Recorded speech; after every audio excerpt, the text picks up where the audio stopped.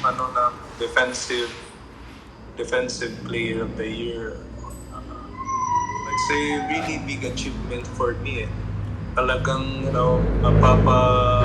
mapapawaw ka na lang na kung if I was basing sa talaga yung na-experience ko last year after PBL awarding, I'm not really expecting na tatanggap na mga award.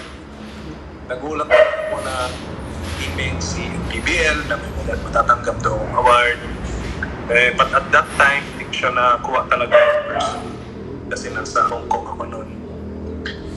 Then, yung feeling na talaga yung nandun yung pinaghirapan mo na for how many years and pwede naman pala na may ma-achieve ka rin pala na yung pinagtrabahuan mo talaga.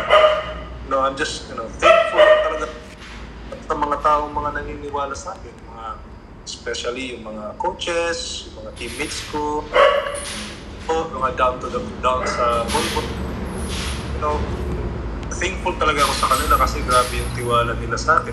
Especially yung mga family ko, yung mga loved ones ko. Big achievement talaga sa akin yung T-Boy na award na yun last year. Right now, kailangan ko lang talaga i-step up or ibang level ko yung laro ko. Para kasi yung pressure is andun na eh. Yung kumbaga, inaasahan ka na talaga ng team na you have to be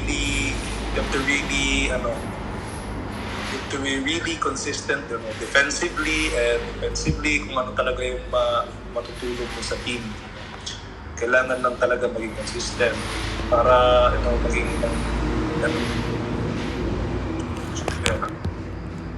Pero thankful din ako kay Coach Cholo kasi hindi naman ako yung defensive player of the year kung hindi ako binigyan ng ni Coach Cholo ng chance na makapaglaro, yung trust, and ayun.